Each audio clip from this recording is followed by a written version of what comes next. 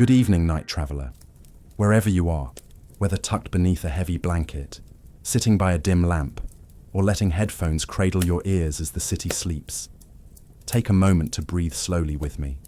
If stories told in this calm rhythm help keep your nights gentle, you might wish to give a quiet like or a soft subscribe, so this candle of storytelling can stay lit.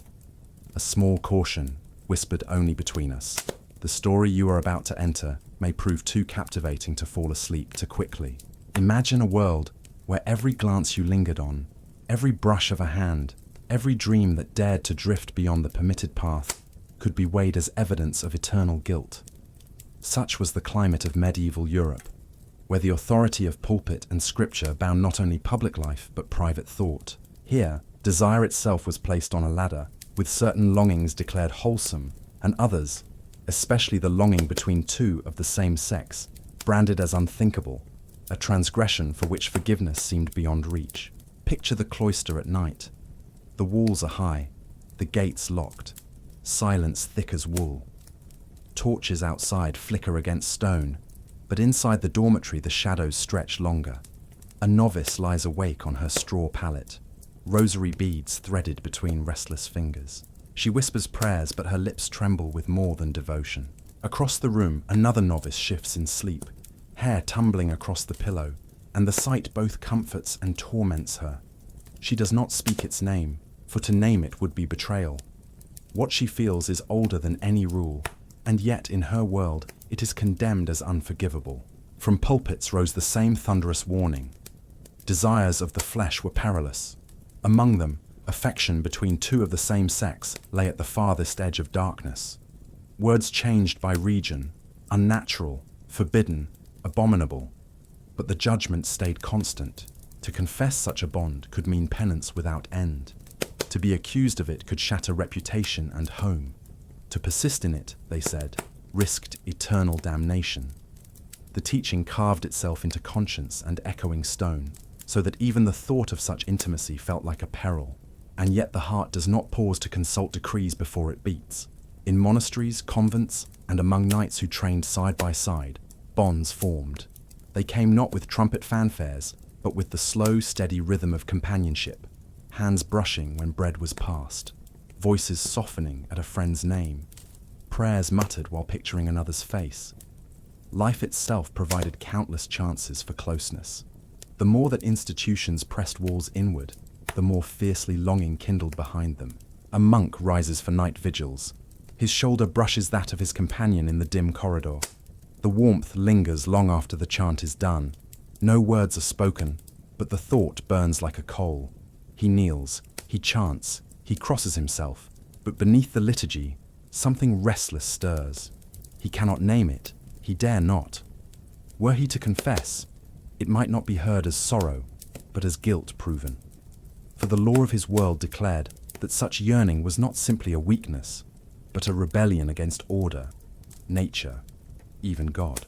Fragments of these hidden lives survive only by accident.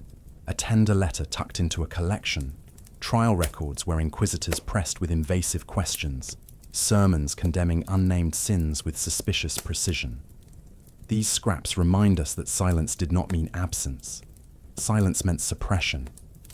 Behind the silence, countless small stories unfolded, each one heavy with fear. The weight of secrecy was perhaps the cruelest punishment. To love one's companion meant to carry an invisible chain, heavier than iron. Laughter had to be checked before it became too warm. A glance had to be veiled before it lingered too long. Words had to be trimmed lest affection be recognized.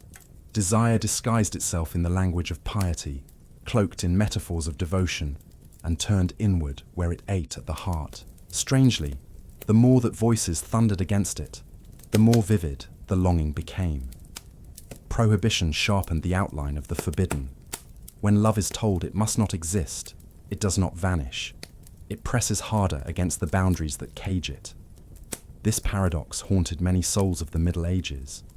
The harder the church named such love unthinkable, the more it revealed that it was always there, quiet but unyielding. Think of the architecture of a cloister, the long corridor where footsteps echoed, the refectory where every meal was shared, the chapel where bodies bent side by side in prayer. The very design of communal life made intimacy inevitable. Passing the same cup, kneeling on the same stone, tending the same garden, these daily gestures grew into tenderness. And tenderness, in the eyes of watchful authorities, could be perilous. Hearts folded themselves like letters locked in a chest, hidden but never destroyed. Not all medieval life was marked by terror, of course. Many lived within the rules without conflict, loving as they were told, at peace with the teachings. But for those who felt otherwise, life became a landscape of solitude. Their secret could not be shared even in confession. Their prayers bent under the strain of words left unsaid. They endured by writing hymns that doubled as veiled confessions, by pouring feeling into work, by embracing austerities meant to quiet storms within. Some fought their own hearts fiercely, believing that obedience demanded war against themselves. Others tried to balance vow and affection, living two fidelities at once, fidelity to God and fidelity to the one person who made their hours glow. Still others rejected the teaching in silence, holding their truth quietly, knowing that open defiance could cost them not only their homes, but their very lives. Accusation could be as destructive as proof. Rumor alone might undo a person. A glance interpreted wrongly, a neighbor's whisper, a sermon heard too pointedly, each could end in suspicion. People learned to police themselves and, inevitably, each other. Surveillance did not rest only in institutions. It lived in conscience itself. Against all of this, love found language. Letters between close companions filled with scripture, but ended with trembling lines. Poets turned to metaphor. Vines entwined, souls mirrored like water. They wrote in code what they could not say in plain speech. The act of writing became a fragile bridge across a chasm of judgment. Preachers insisted that society's stability depended on uprooting forbidden desire. They warned that such loves would fracture inheritance, unsettle households, weaken vows. Fear of disorder cloaked itself in zeal. Under their words, even love itself could become a threat, unless it followed the prescribed lines. Still, in convent kitchens and monastery gardens, in crowded towns and quiet villages, people found each other. Two laywomen kneading dough might share a glance that warmed the room. Two choir brothers might linger over a shared joke, silence stretching longer than propriety allowed. Nothing overt, only the knowledge that life had placed a flame between them, a flame they dared not feed openly. If you pause and listen, you can almost hear the silence that surrounded them. Not empty silence, but silence full of breath, thought, and hope. It was the hush of countless careful lives, the song of souls that refused to vanish even when forbidden. The rule condemned, the heart answered, and between the two stretched a lifetime of hidden endurance. And so this is where our path begins, in silence, in secrecy, in longing pressed deep within stone walls. But silence is never final. It hums, it waits, it carries questions forward, and one question rises above the rest. How did desire come to be written as doctrine? And how did doctrine tighten itself into the very net of daily life? The bells of the monastery ring in the darkness, calling brothers and novices to prayer.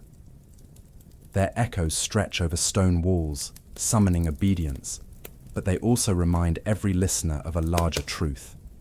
In the Middle Ages, sound itself could carry doctrine.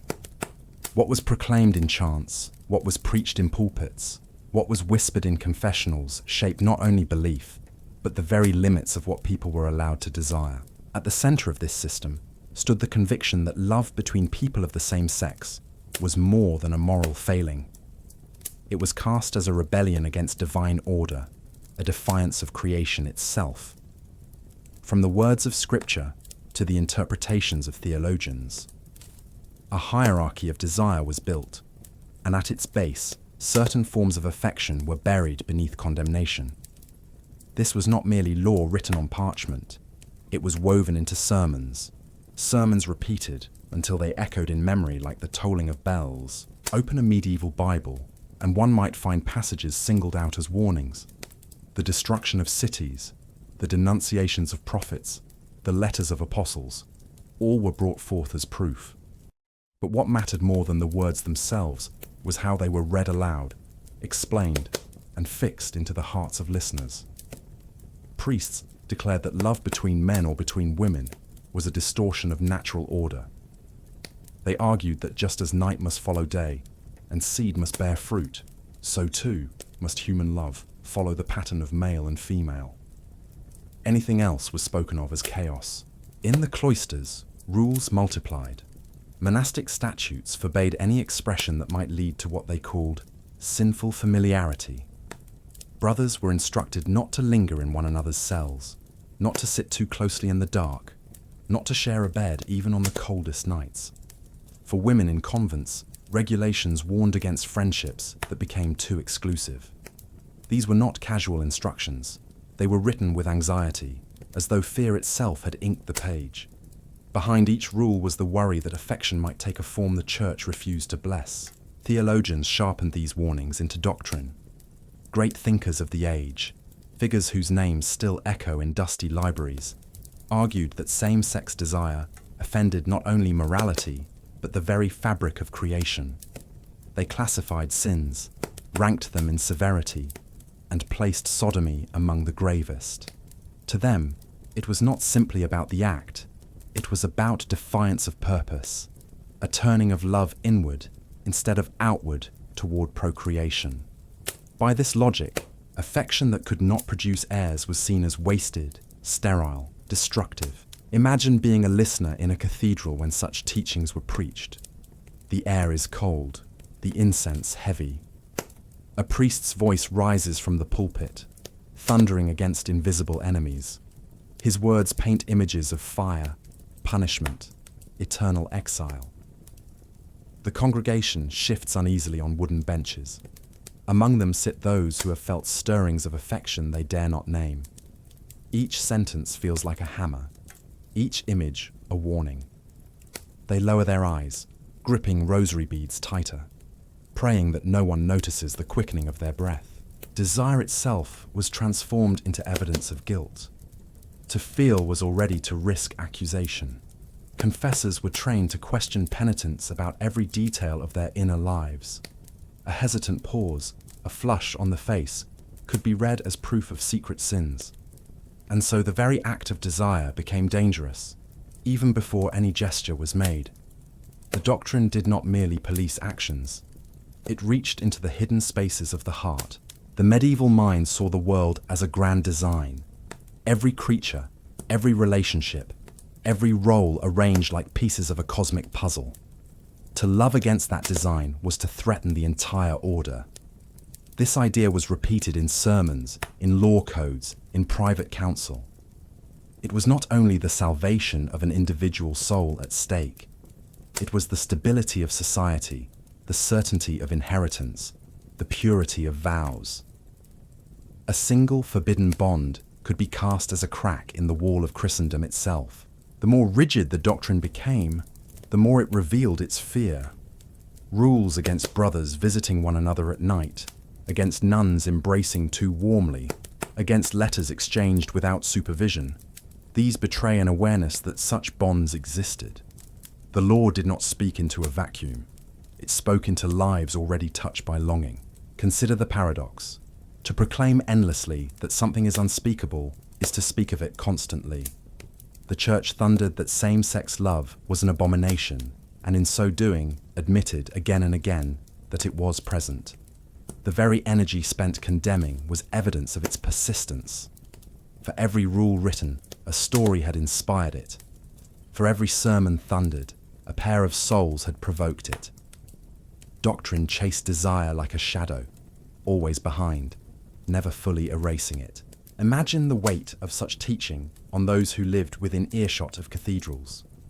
A young novice who feels her heart quicken at the sight of another girl in the refectory.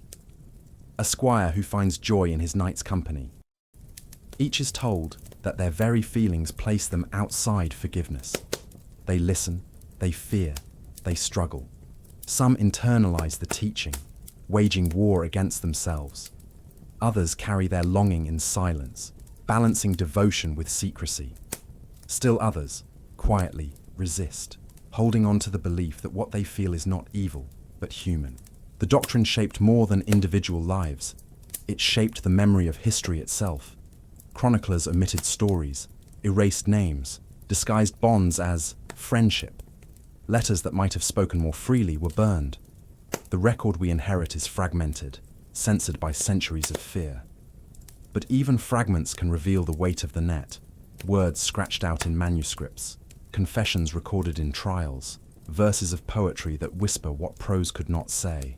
In the grand halls of theology, arguments were written with ink. In the daily lives of people, the same arguments were written with silence. Together, they created a culture where desire was both omnipresent and unspeakable, a truth lived but rarely acknowledged. And so, in the clash between longing and law, we see how doctrine tried to master the heart. But the heart, stubborn and secret, continued to beat. The tension between the two would define countless lives, filling cloisters with whispered prayers and unspoken hopes. As the bells fade into night once more, their echoes carry us deeper.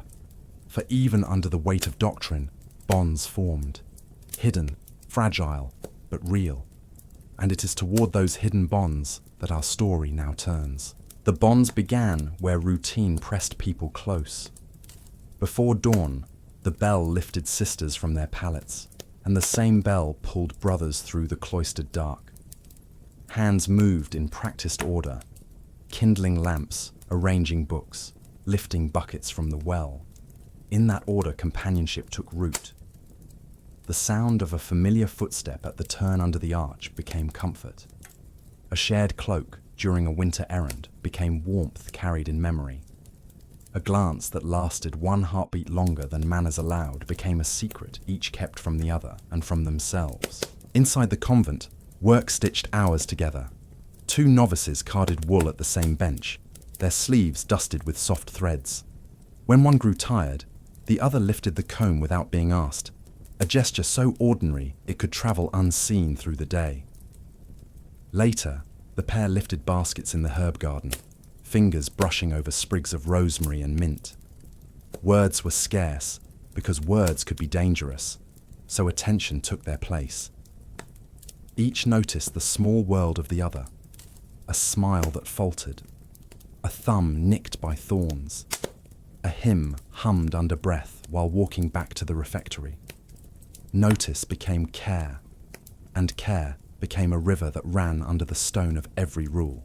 In monasteries, brothers lived shoulder to shoulder for years. They shared bread, cold, labor, and silence. One read aloud from a psalter while another mended straps, and the cadence of the reader's voice settled into the listener's bones. On winter nights, when frost pressed white against glass, two brothers might carry the same brazier from cell to cell. The glow moved with them, a small traveling sun, and the one who held it watched the other's cheeks sweeten from grey to rose in the heat. Such a detail did not fit into a homily, but it fit into a heart. Knights and squires bound themselves to each other by more than oath. A squire laced armour, polished greaves, tended horses, and learned the rhythm of his lord's temper and joy. On the road, rain flattened colours into silver and iron, and the only bright thing was a companion's laugh cutting through the weather. Ballads praised loyalty because loyalty could be recorded. They kept quieter about tenderness because tenderness belonged to the realm that prose could endanger. Still, the ballads left gaps in which listeners could place what they already knew from life. The line between friendship and something fiercer had no marks upon the ground. People crossed without meaning to. A sister lent a veil pin, touched hair from an eye, and felt a ripple she did not name. A brother lingered after choir practice to put books away so that walking back across the cloister would take longer. A knight found that his squire's opinion mattered more than the applause of a hall. Each scene could be explained as custom or courtesy. The ones inside the scenes knew explanations were not the whole story. Words gave cover and words gave risk. In letters, those who dared wrote with scripture as shield. "I love you in the Lord," one began, a phrase safe by tradition. The line that followed slipped closer to truth. My hours grow quiet in your presence, as if the world remembers how to breathe. Such sentences were bridges built from metaphors. A reader who did not know would walk past them. A reader who did know would step onto the boards and cross to the far shore where feeling waited. Sometimes the bonds announced themselves through absence. When one novice was sent to another task, the day stretched like cloth pulled thin on a frame. Lunch tasted more bland. The hymn in the afternoon felt a beat too slow. When the pair reunited over laundry tubs, laughter returned without cause, and the barrels sloshed with the clink of pebbles as if the water itself approved. Distance became a tutor that taught value without needing a lecture. Crafts offered a second language. In the scriptorium, a monk laid gold leaf around a capital and breathed lightly to keep the delicate square from lifting on a draught. He thought of the brother at the next desk and steadied his hands. The page would travel past their lives into unknown eyes, but in that gilded letter lived a moment of focus shaped by affection. In the weaving room, a nun dyed thread with woad and marigold. She chose a blue a shade deeper than necessary for a small altar cloth. The hue carried a secret that no rubric could detect. Sunlight remembered on another's cheek. Hunger for safety ran parallel to hunger for touch. Those entwined by hidden bonds learned to count risks with a gambler's caution. They met in places that offered plausible purpose.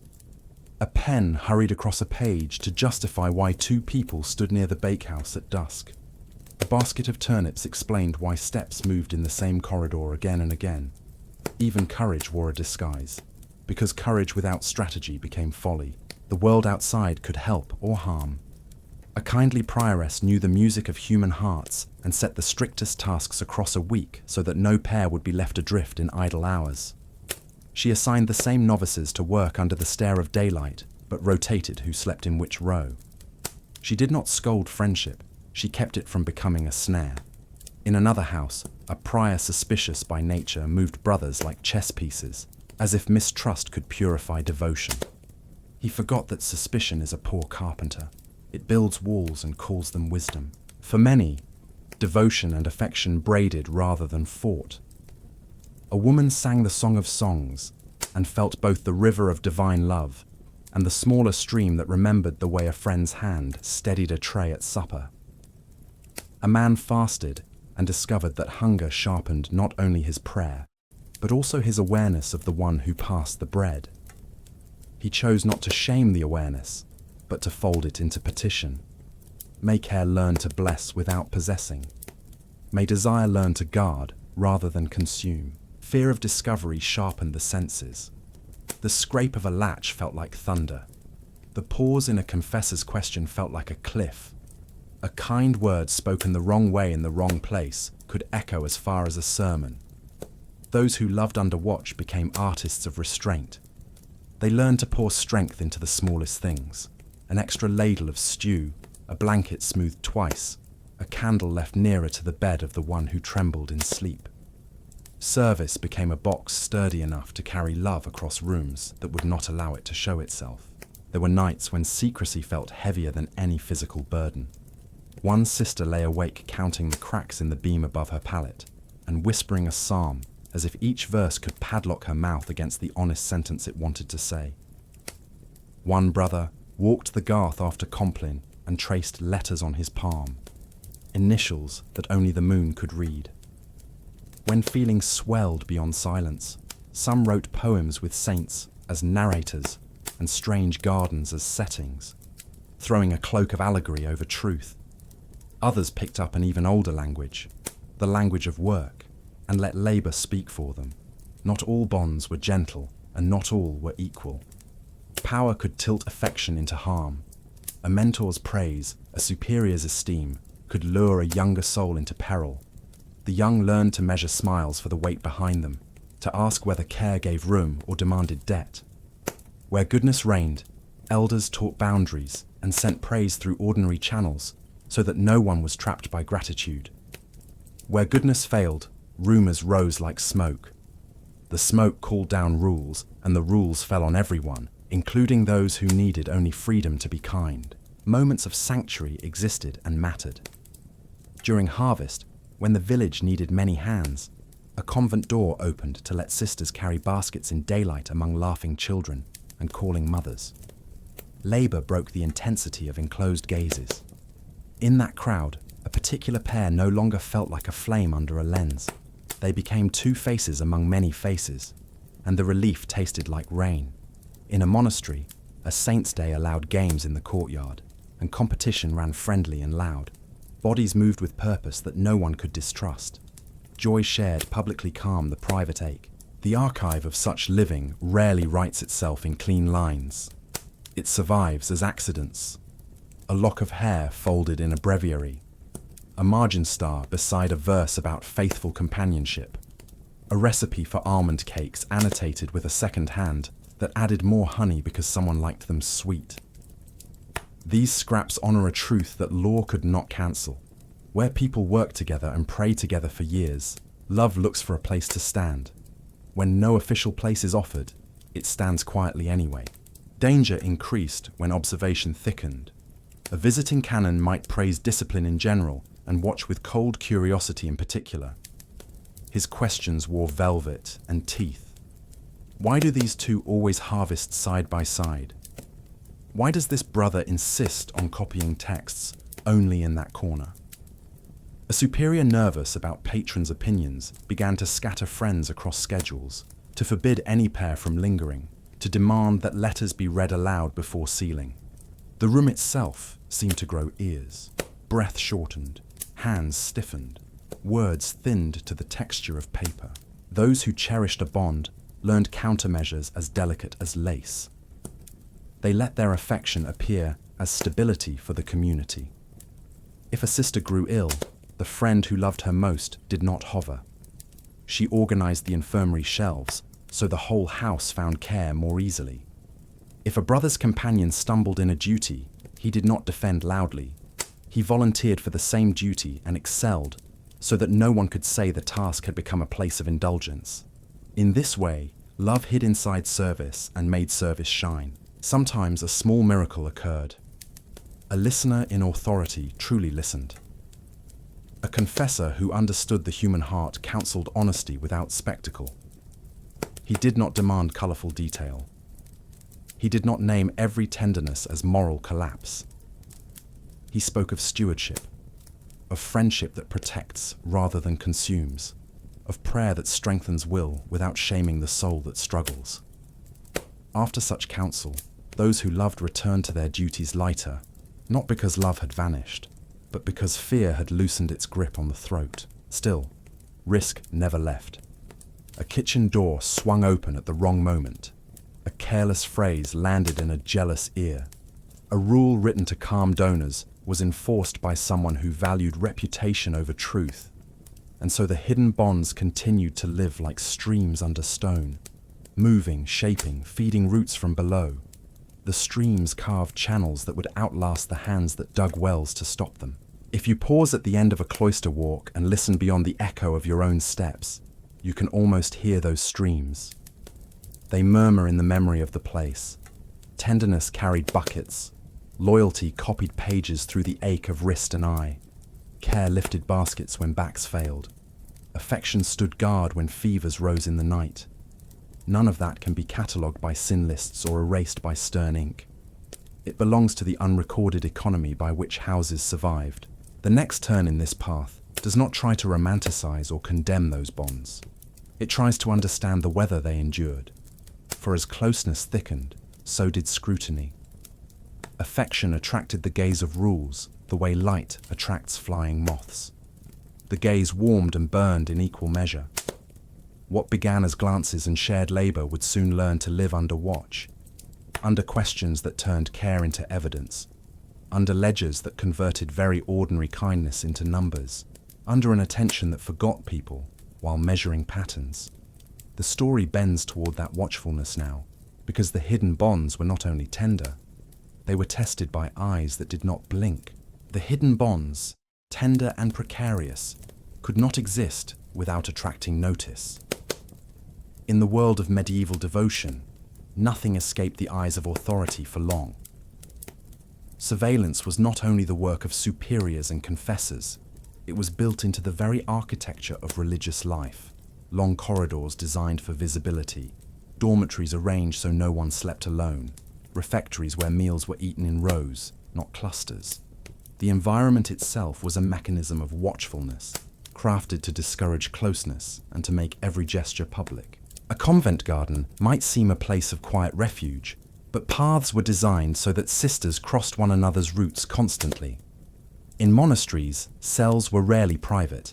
Doors were left open, curtains thin, windows high and narrow. To live in community meant to live in constant visibility, your actions subject to the gaze of others. Even prayer was a collective act, carried out in chorus, voices blending, but also monitoring one another. The idea of secrecy was an illusion. Eyes and ears were everywhere. Imagine a novice in her first months at a convent. She bends over her work, her attention straying toward the sister beside her. A laugh rises, quick and unguarded. The prioress notices, her eyes sharp under the wimple, and later that evening, the novice is assigned new tasks at the opposite end of the workshop. No rebuke is spoken, but the message is clear. Affection has been observed, and affection must be broken. The novice learns a new lesson. Silence is not enough. Even unspoken warmth is dangerous. Brothers in a monastery discovered the same. A monk, who lingered after compline in the cloister, speaking quietly with another, found himself abruptly reassigned to kitchen duty at odd hours. A superior might praise his diligence in public, but the transfer carried warning. No words were needed. The monastery itself was structured to act as both house and warden, reshaping lives whenever patterns of intimacy were suspected. The surveillance was not always formal. Gossip traveled faster than decrees. A glance noticed by one brother, a laugh overheard by a sister, could become material for whispers. And whispers mattered because reputations were fragile. A reputation for closeness with one companion could brand someone as suspect, long before any accusation reached a confessor's ears. Communities learned to watch themselves, to enforce suspicion as a form of protection. Every sister, every brother became both companion and potential witness. Consider the power of the confessional. In theory, it was a place of mercy, where sins could be washed away. In practice, it became a theatre of surveillance. Confessors were trained to ask probing questions, to dig into the hidden corners of conscience. Penitents might enter intending to confess impatience or distraction, but a skilled confessor could steer questions toward desires unspoken. Did you feel affection too strongly for one of your companions? Did you linger in thought upon a face not meant for you? Did your heart stray in ways your body never did? The act of confession became itself a net, catching even the shadow of desire. Surveillance extended beyond cloisters and into villages. Neighbors noticed who fetched water together, who lingered after mass, who traded small gifts. Medieval communities thrived on networks of observation. What one person saw, another repeated, until suspicion hardened into fact. And once suspicion hardened, little could undo it. A woman accused of loving another too closely might be reassigned to a different household, whispered about as dangerous. A man accused of the same could lose standing in his guild or be dragged before ecclesiastical court. This watchfulness reshaped affection itself. Lovers learned to disguise tenderness as charity. A sister who favored another might do so by giving her the heavier share of work, so that kindness appeared as severity. A monk might sit farther away at table to avoid suspicion, even as his heart longed to be near. Distance became a language of care. Separation became a mask of loyalty. The architecture of surveillance left marks in the record. Visitations, official inspections of convents and monasteries, produced documents that listed faults. Sometimes these lists included accusations of inappropriate familiarity or excessive friendship. Such phrases, vague and chilling, served as warning shots. They told the community that affection was visible and that visibility itself was damning. Even outside religious life, the watchful eye of authority reached. Laws in some towns punished men found together in ways deemed suspect. Punishments ranged from fines to exile, sometimes even execution. To live under such scrutiny meant carrying the fear that any gesture could be misread, any companion could become a liability. Surveillance was not only external, it became internal. People learned to watch themselves more harshly than any superior could. A nun prayed with her eyes fixed firmly on the crucifix, lest they stray toward another face. A monk disciplined himself to walk alone, lest company betray him. Self-surveillance became habit. Conscience transformed into a mirror that accused without pause. The gaze of authority lived not only in the eyes of others, but in the heart of the individual, and so affection, which should have been a source of comfort, became shadowed by fear. Bonds survived, but under constant watch. Tenderness was both precious and perilous. Those who loved in silence carried the knowledge that at any moment, the eyes of the world, or worse, the eyes of God as preached to them, could turn their joy into condemnation. The story bends now toward that confessional space, where surveillance took its most intimate form. For under the weight of doctrine and the vigilance of eyes, people were not only watched, they were compelled to speak. And when they spoke, their words became their own evidence. The hush of the confessional was unlike any other silence in medieval life. Heavy curtains or wooden screens separated penitent and priest. Shadows cloaked their faces, and yet no shadow was deep enough to hide the truth demanded there. The penitent knelt, whispered, and trembled, for confession was both promise and trap. It offered forgiveness, but only through disclosure. To confess meant to reveal, and what was revealed did not vanish. It entered a system of memory, a chain of authority, a ledger of guilt. For the ordinary soul, confession was routine. One listed impatience, pride, gossip, small thefts. But for those whose hearts carried forbidden affection, the confessional became a crucible. They entered with stomachs twisted, uncertain whether to remain silent or to speak the one truth that defined them. If they confessed, they risked being condemned. If they withheld, they feared damning themselves by omission. Each time the curtain drew closed, it was not only conscience but life itself that trembled. Priests were trained to probe, to ask questions that reached beyond deeds into desires. Manuals of confession instructed confessors to inquire into thoughts as well as acts. Did you entertain affection for a companion? Did you touch with warmth that was not permitted? Did your mind dwell on forbidden images? Such questions wrapped nets around the penitent, leaving no space untouched. Even a fleeting thought could be named as sin. The very existence of longing became a trespass. Imagine a novice kneeling in the wooden booth, her voice shaking as she begins, "Father, I have failed in charity. I have been distracted in prayer." The priest listens, then asks, "And what thoughts distracted you?" She hesitates. To answer truthfully is to name her desire. To remain silent is to risk further questions. The confessional promises mercy, but it also demands exposure. She feels as though she is placing her heart into hands that may either absolve or crush it. The paradox was cruel. Confession was supposed to cleanse, but it often deepened shame. Those who dared to admit same-sex desire were given penances that reminded them of their fault. Fasting, long vigils, humiliating tasks. Some were reassigned to other convents or monasteries under suspicion. In extreme cases, a confession could lead to formal charges. The booth that promised secrecy could become a funnel into punishment, and yet some still confessed. The pressure of conscience, shaped by doctrine, drove them to it.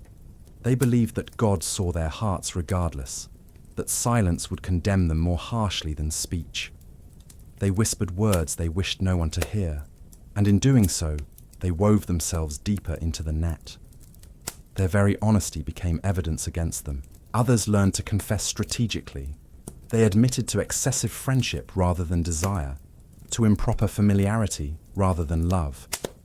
They gave enough to satisfy the confessor, but not enough to doom themselves.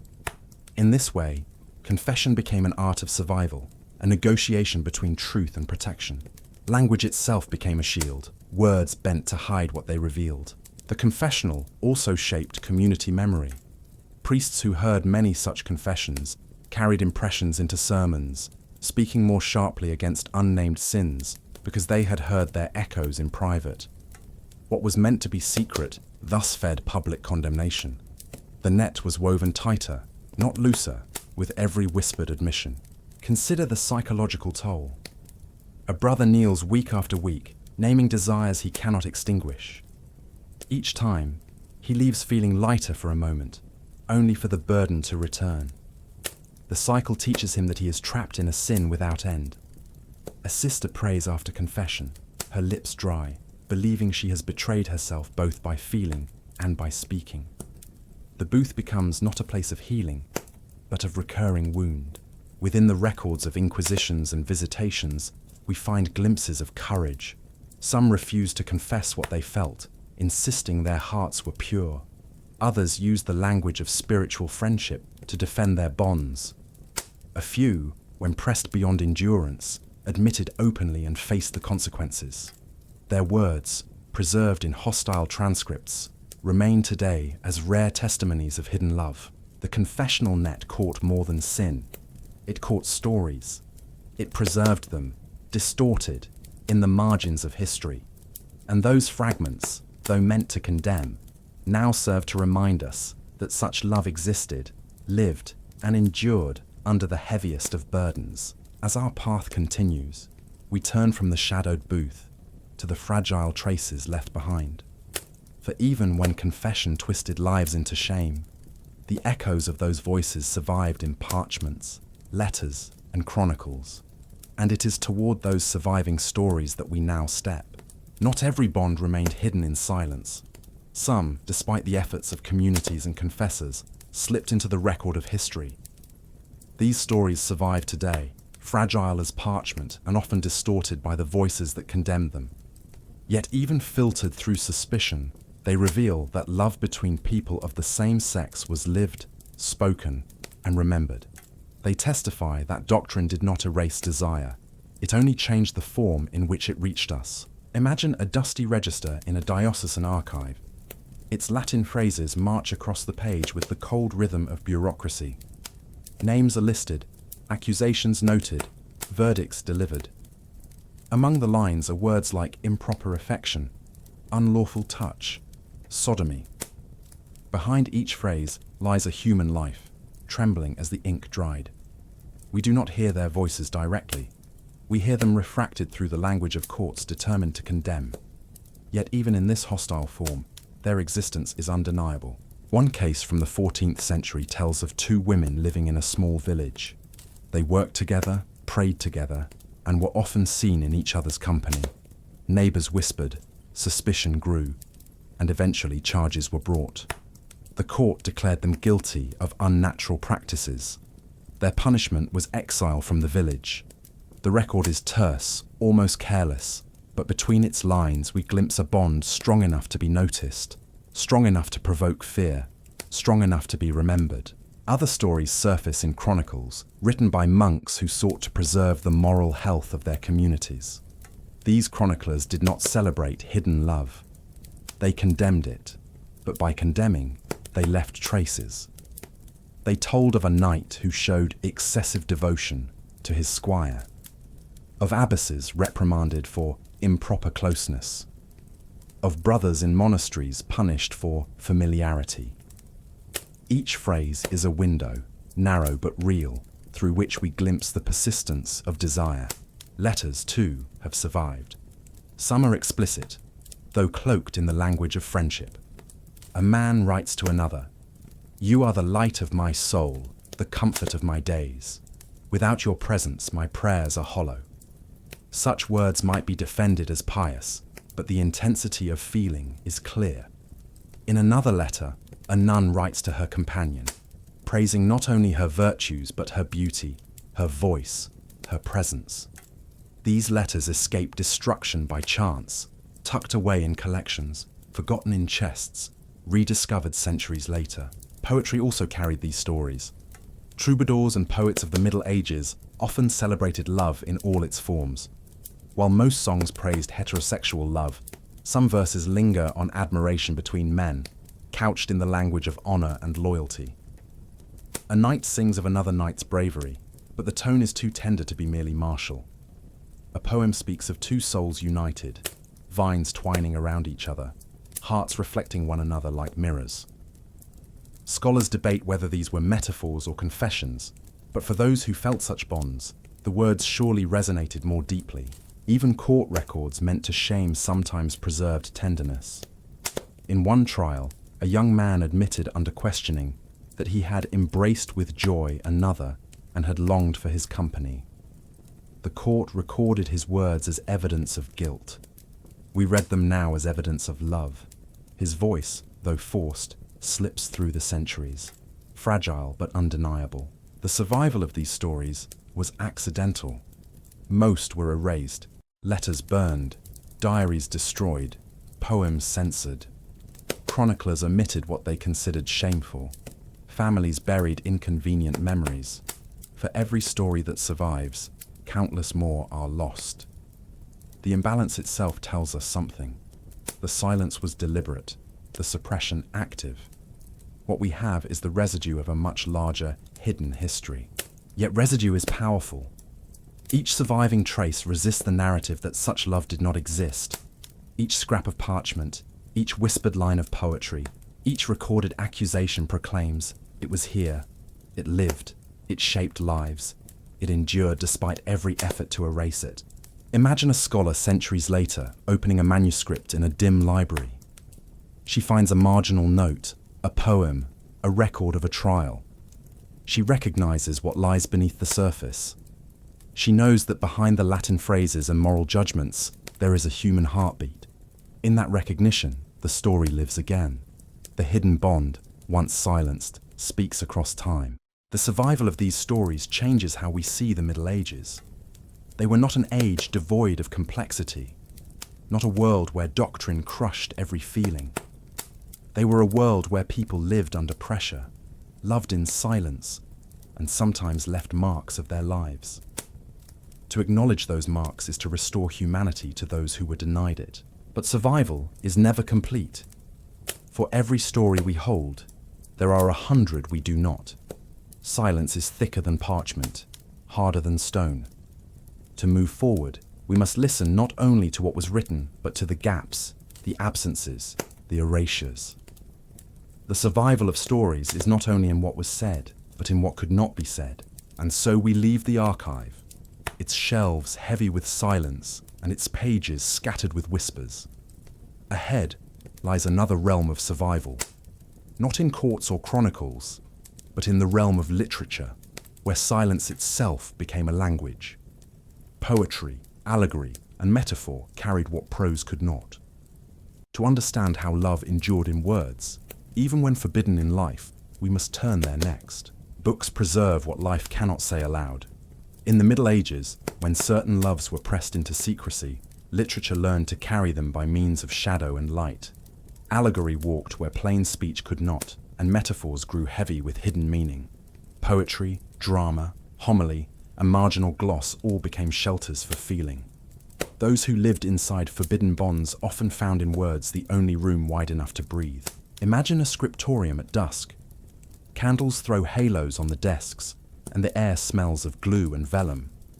A scribe copies a homily line by line, but in the margin, he draws a small vine that curls around the initial letter.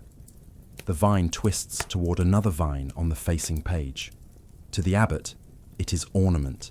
To the scribe, it is the touch that must not be named. The page travels centuries without any reader suspecting the secret held in its scrolls. When plain words were dangerous, poets carved corridors through symbol. They borrowed gardens where souls could meet without scandal. They borrowed stars to speak of eyes. They borrowed wine to speak of joy. The Song of Songs, chanted in choirs across Europe, provided a lexicon for desire that hovered between divine and human. A sister at her lectern could sing of a beloved and carry two meanings at once, the one approved by theology and the one that quietly comforted a particular heart. Troubadour song moved along roads with merchants and messengers.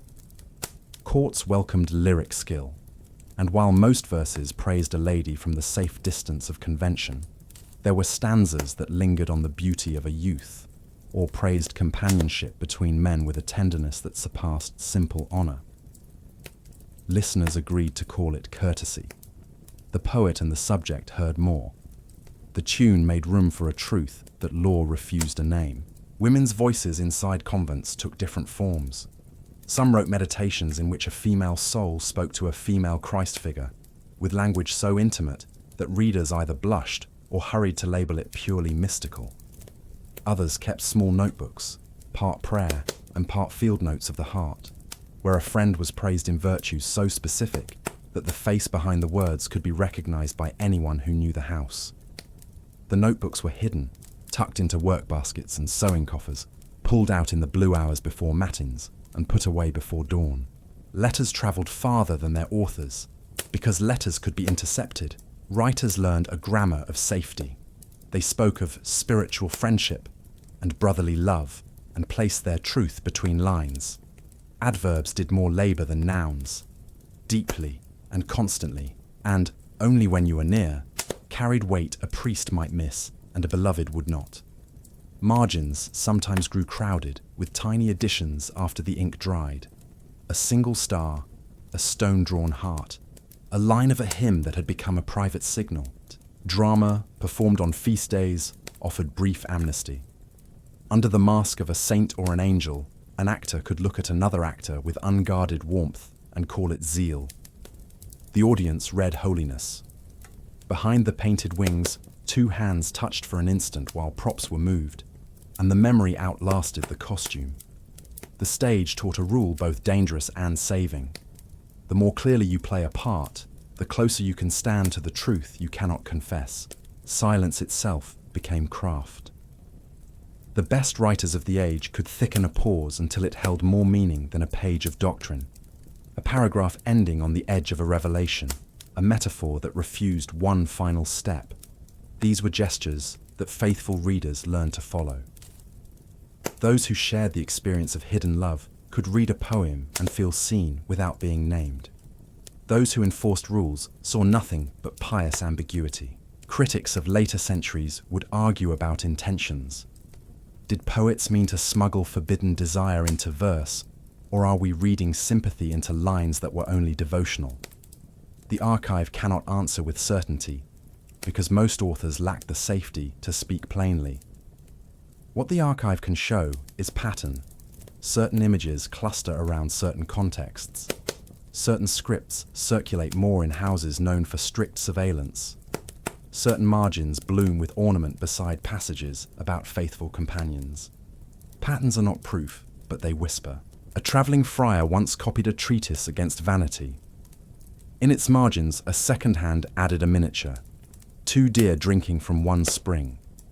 The painter gave them slightly human eyes, as if to hint at story. No caption named the pair. None was needed for the one who asked for the image. Centuries later, a student in a cold library saw those eyes and felt a twinge of recognition. Across time, a glance met a glance and the page became a bridge. Not all surviving texts are soft. Some are sharp with condemnation. A visitation record from a stern bishop lists excessive familiarity between two choir nuns and orders them separated. The phrasing is cold, but the instruction admits what it seeks to end. There was intimacy to divide. A sermon rehearsed again and again against unnamed sin silently records how common the inquietude had become. Prohibition is a mirror. It reflects what it fears. Writers learned to braid courage with caution. A poet would praise friendship until the poem nearly slipped into confession, then pivot to the virtues of restraint. The pivot kept patrons calm and manuscripts safe. It also taught readers a survival step. Affirm what is allowed, shelter what is forbidden, and leave a lamp lit in the middle where the two meet in tension. The lamp might be a repeated word, a color, a refrain that returns whenever a certain person enters the scene. The mechanics of manuscript culture helped secrecy. Books were copied by hand, which meant that scribes could add or remove lines according to conscience. In some houses, A friendly scribe allowed an image to remain that another house would have scraped away. In this slow ecology of ink, kindness had time to work. A single line saved in one copy could leap over a century inside another. Silence could not control every hand. Readers, too, learned to keep counsel. A confessor who understood human sorrow might return a book with one finger pressed on a page and say nothing. A prioress might assign two friends to different tasks, then slip a poem about charity into the refectory reading that afternoon, giving them a way to name care without danger. In these gestures, literature did what law would not. It gave hearts a room where speech could be gentle and survival could be taught. Of course, there were moments when words failed. A sister placed her grief between pages and the book was taken. A brother composed a hymn whose melody sounded too yearning to a watchful ear and was told to change the tune. Failure taught new strategies. The next time, the sister kept only a small slip of paper with one line. The next time, the brother borrowed an older chant and hid his new accents inside a familiar cadence. The text learned to move like fish in a river, quick, silver, hard to net. What survives to us is not a single masterpiece that shouts a forbidden love in grand letters, but a mosaic of small acts. A red thread woven where blue would have been enough. A wax seal with a faint imprint of twined leaves. A note beneath a saint's life that praises a companion's steadfast presence with a glow different from usual piety. Each piece is humble. Together, they compose a map of feeling that official histories refuse to chart. Reading such a map changes the reader as much as the subject. We learn to attend to tone and omission, to the slope of sentences and the way a metaphor returns. We discover that silence has dialects. The cautious silence of fear, the protective silence of mercy, the reverent silence of love that refuses to sell itself to voyeurs. Literature carries all three, often on the same page, and asks us to read with charity. Near the end of a long winter, a nun writes a meditation on light. She never names the person whose face she sees when the sun returns through the high window, but she places the page where that person will read it during study. The recipient closes the book with both hands and breathes as if the room has opened. No rule has been broken, no vow has cracked. Still, a gift has passed from soul to soul, wrapped in the paper of prudence. Another spring, a brother composes a homily about community. In one paragraph, he praises the way God arranges gifts so that each person completes the other. He does not say that he learned this while repairing sandals beside a friend whose laughter stitched his days together. He does not need to say it. The congregation hears a fine sermon. The one friend who knows hears a life sung aloud and protected by restraint. Literature could not prevent punishment, but it could console, warn, teach, and remember. It gave those who loved in secret a tool more durable than whispers. It allowed them to be both truthful and safe, to speak while appearing to obey. That double work preserved lives. It also preserved enough trace that we can, across centuries, greet them with respect instead of curiosity. Even in survival there was risk. A jealous rival could read what kindness pretended not to see. A superior anxious about donors could confiscate books and rip out leaves. When that happened, the loss felt like a second exile. But the habit of writing was stubborn. New pages appeared. New margins bloomed. Like ivy that finds another stone when one is scraped, expression took the next wall. We pause by a window where the wind gnaws softly at the frame. On the sill sits a book, its spine mended again and again. The leather is warm from many hands. Inside, a reader has left a thread to mark a passage about faithful love. No signature explains who placed it there. The thread is the signature. It says, "I was here, I understood, and I am sending this understanding to whoever needs it next." From here, the path darkens. Words can shelter feeling only so long before power seeks to punish what it suspects. The same metaphors that comforted could be called evidence. The same letters that healed could be seized. When fear turns its face from vigilance to violence, literature must step aside, and the body must endure. The next chapter walks into that storm, where penalties were written not in ink, but on skin, and where communities learned how far watchful zeal would go to make an example. Words can cradle feeling only so far.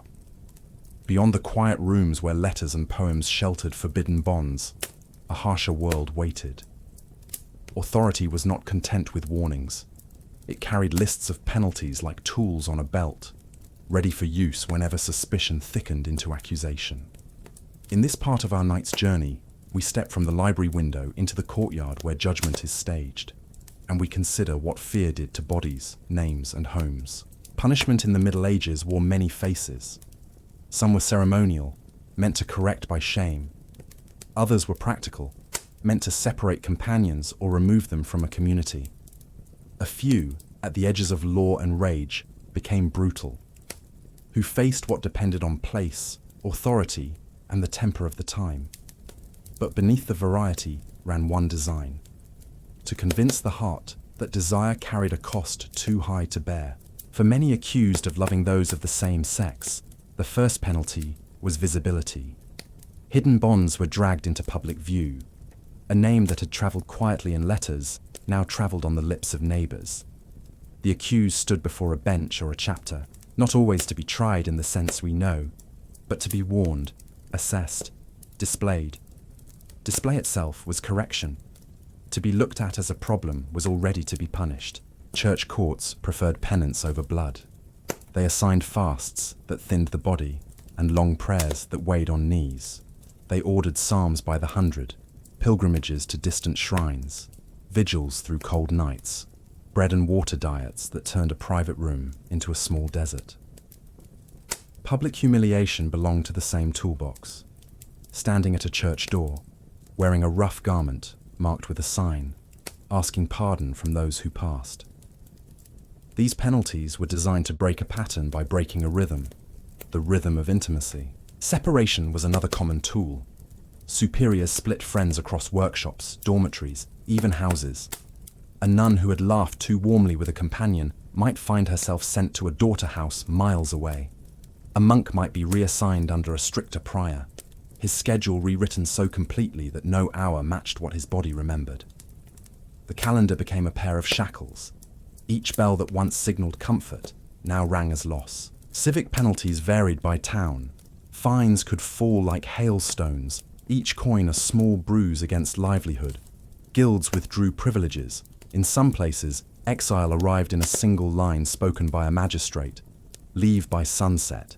The command was clean and devastating. Exile meant more than distance. It meant the loss of witnesses who knew a person as more than a rumour.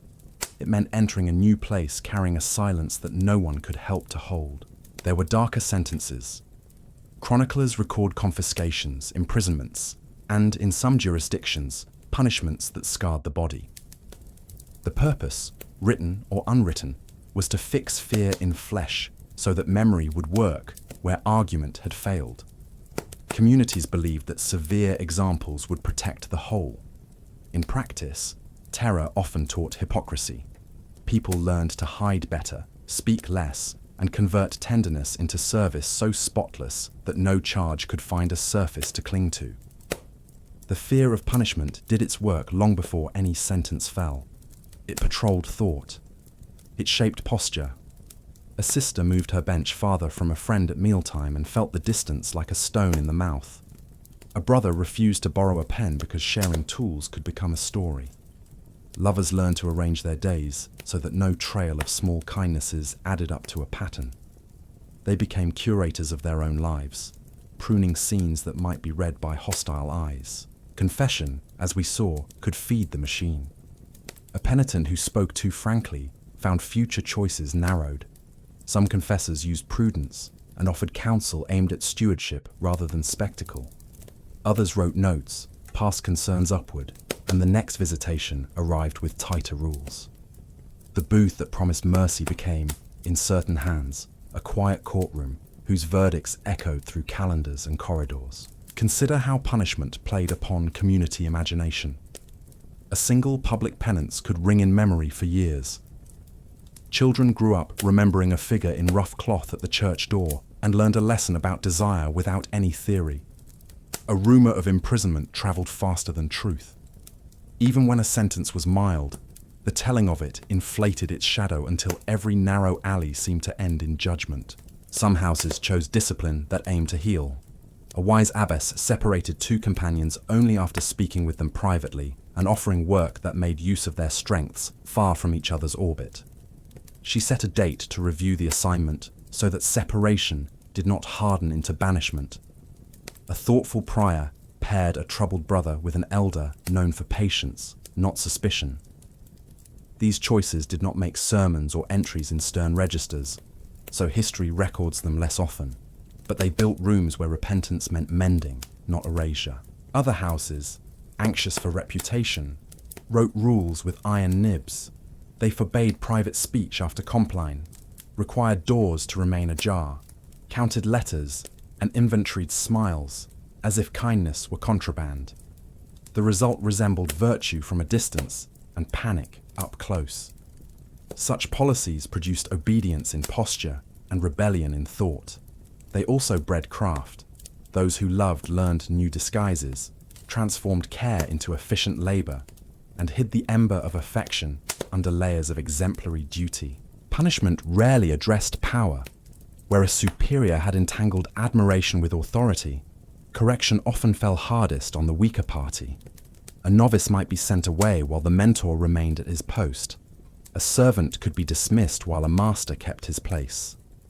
Communities told themselves they had cut away the scandal. In truth, they had only taught the fearful where to aim their stories the next time. Not every penalty was written. Economic cost punished in silence. A woman exiled from a town lost her market stall, her regular customers, the slow trust that turns trade into livelihood. A man fined heavily sold tools and fell behind on rent, then took rougher work under a harsher master. When people speak of moral order, they seldom reckon with the way coins enforce doctrine in daily bread. Punishment also landed on friends who did nothing but care. A companion who spoke in defense could be marked as compromised. A family that received an exile could be watched. So fear rippled outward, persuading decent people to turn careful, then distant, then absent. Conscience learned to walk with its head down. The safest virtue became silence. Still, within the machinery, courage appeared. A confessor refused to feed rumor and counseled privately. A magistrate commuted a sentence to service for the poor, where the accused could rebuild trust in daylight. An abbess wrote that mercy steadies a house better than severity. These choices rarely traveled as far as tales of scandal, but they kept certain lives from breaking. For those who loved, fear taught improvisation. They learned routes through the day that turned scrutiny away. Always carry a reason in the hand, a tool, a book, a task. They learned to share good quietly and take blame in public when necessary. They folded longing into prayer without naming it and offered that strength to anyone who needed help, so that affection became a fundraiser for the common good. The disguise worked so well that sometimes it became truth. Love found its nobility by lifting more than itself. But fear is expensive. It taxes sleep, imagination, and honesty. When punishment is constant possibility, people begin to love in fragments. They do not tell the whole truth to anyone, including themselves. A community can survive like that for a time, efficient, tidy, and brittle. Underneath, it trembles. Where fear reigns, small mistakes look like crimes, and real crimes hide behind correct gestures. What did punishment achieve? It preserved appearances. It warned impulsive hearts. It satisfied the appetite for order. It also taught the wrong lessons, that secrecy is wiser than candor, that mercy is weakness, that the measure of virtue is how well one performs being observed. In a world where desire had been named unforgivable, the penalties against those who felt it often proved most of all the anxiety of those who watched. And still, people endured. They rebuilt after exile, found other towns, other workshops, other gates that opened at dawn. Those separated by design discovered that memory could travel. A tune hummed at work carried a face across miles. Those who bore penance found ways to turn it into service that mattered: bread baked for the hungry, roofs repaired for widows, letters written for the illiterate. In those acts, fear lost a little of its reach. We stand now at the edge of the courtyard again, the night wind touching the stones that have seen many processions. Behind us lies the record of penalties. Before us lies the landscape where people learn to live two lives at once: public virtue, private truth, careful gestures, unspoken bond. The next step follows those who carried both without dropping either, and shows how survival became an art that kept houses running while keeping hearts from breaking. A double life could last for years, even decades, but exposure always hovered like a shadow at the edge of a candle. No matter how careful the choreography, accidents and betrayals dragged hidden bonds into the open. Once exposed, life moved from the stage of prudence to the stage of trial. The transition was swift, often cruel, and rarely fair. Exposure came in many forms. A misplaced letter slid from a book during inspection. A neighbor noticed patterns in errands. An envious peer whispered stories into the right ear at the wrong hour. Sometimes it was not malice, but chance. Illness led one person to speak too freely, or a slip of memory betrayed a shared code. What had lived in secrecy walked suddenly in daylight. The first wave was rumor. Whispers filled cloisters and markets, traveling faster than bells. Rumor did not wait for evidence. It painted portraits with broad strokes: who met whom, how often, and why. By the time officials heard, the crowd had already composed a narrative. To stand accused meant to stand against a story already written. Trials varied by place. In church courts, cases were often couched in language of penance. Judges asked about vows, obedience, and purity. They read confessions back, word by word, pressing for detail. Civil courts framed charges in terms of order, productivity, or scandal. In either forum, the accused stood small before a bench that saw itself as guardian of more than law, guardian of community imagination. Evidence was fragile. Letters were read aloud, their metaphors stripped of tenderness and turned into proofs of guilt. Shared tasks became suspicious, two people repairing the same wall too often. Songs chosen in choir became codes of conspiracy. Even gestures that meant nothing could be spun into webs. The system preferred patterns, and once a pattern was suspected, every action was drawn into it. Confession could shorten proceedings. Under pressure, many admitted to more than they had done, hoping for lenience. Some spoke honestly and found honesty sharpened the penalty. Others refused and faced the weight of presumption. The booth that once seemed to offer mercy became a doorway to judgment. Each word turned into evidence, and silence turned into guilt. Witnesses were called, not always reliable. A servant dismissed with anger could color memory to sting. A rival for promotion could gain ground by painting another as impure. Even friends who meant no harm could reveal too much under leading questions. The truth of a life became diluted, shaped by tongues that bent facts to suit fear, envy, or piety. Punishments after trials ranged widely. Some were ritual penances, repeated prayers, vigils, or fasting. Others reached into daily life: exile, loss of trade, or reassignment to stricter houses. Severe cases faced imprisonment or public shaming. In extreme jurisdictions, corporal sentences left scars deeper than ink. The design was deterrence, but the result was often desperation.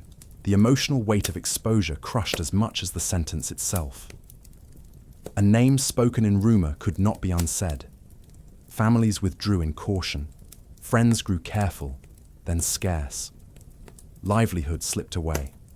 A person could walk free in body and still live as an exile in their own street.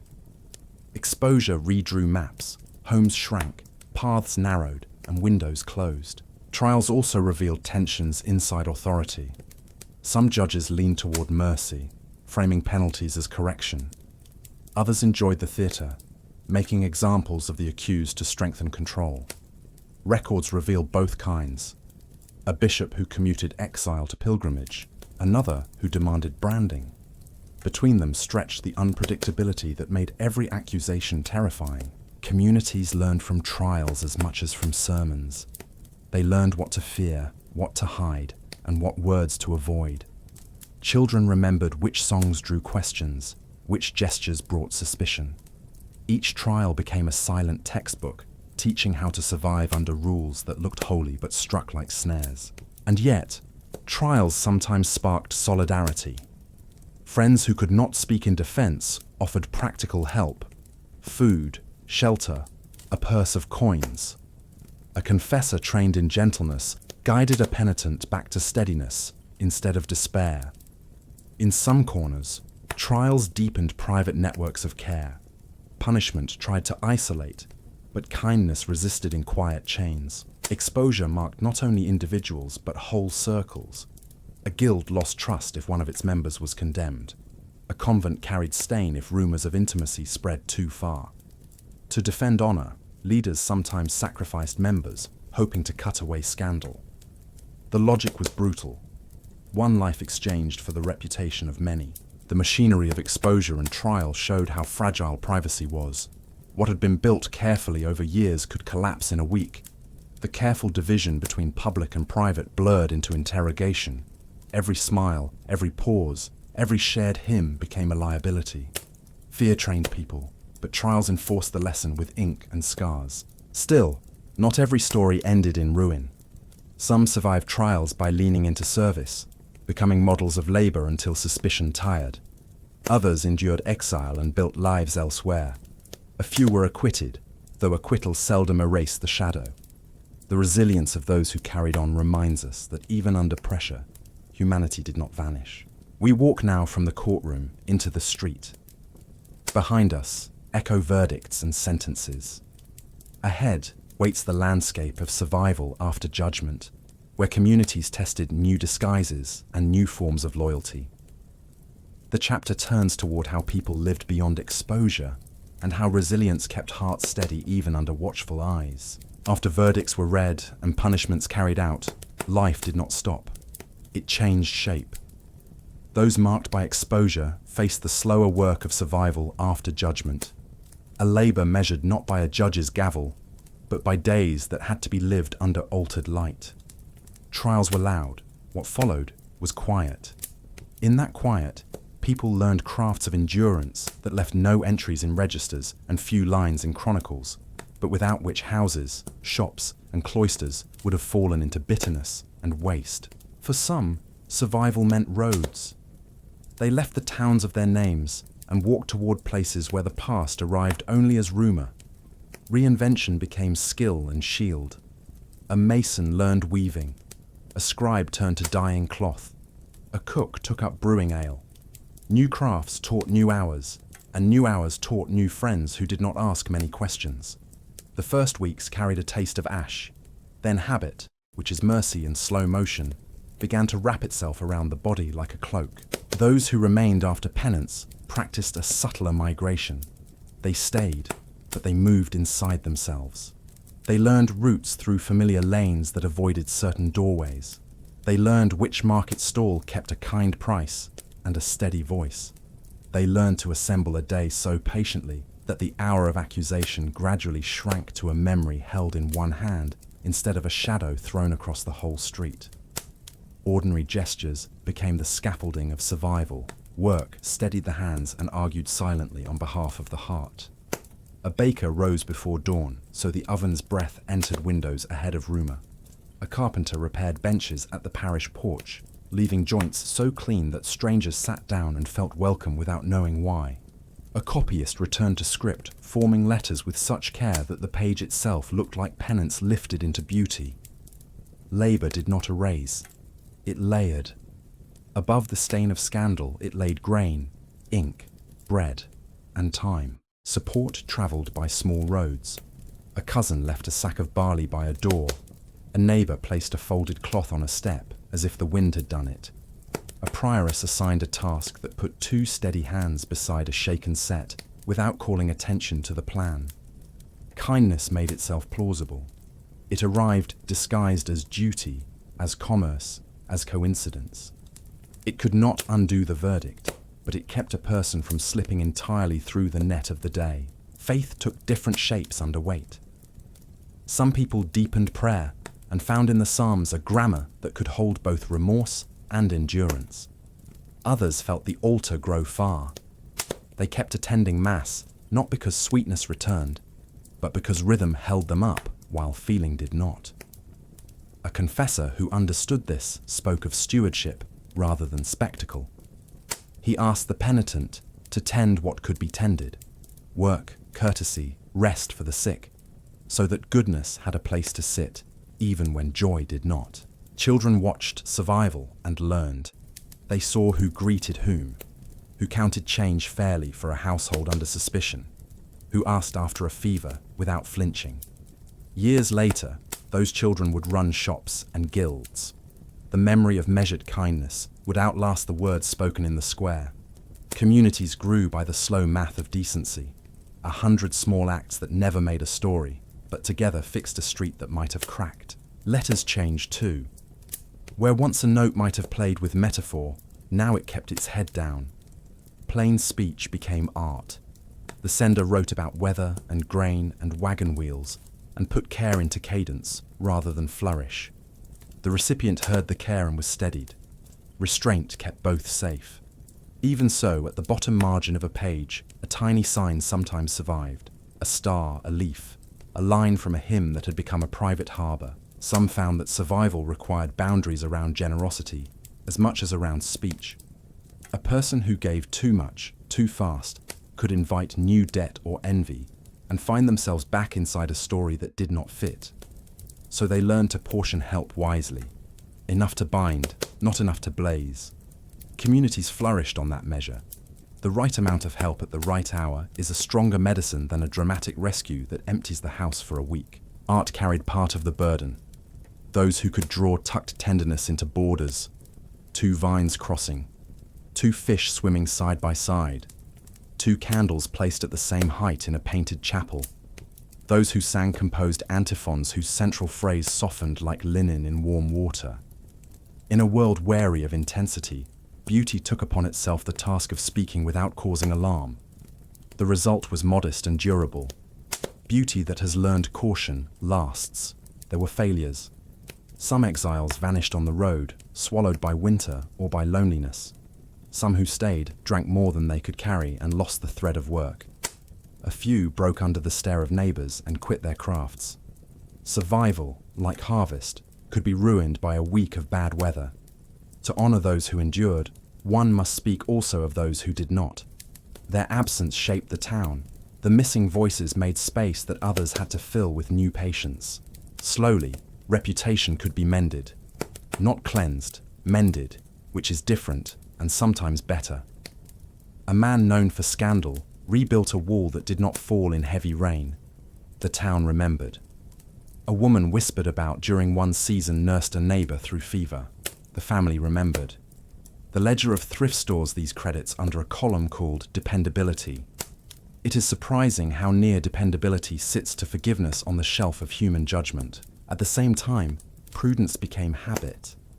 Survivors learned how to refuse bait. When taunted, they answered as if the words were wind.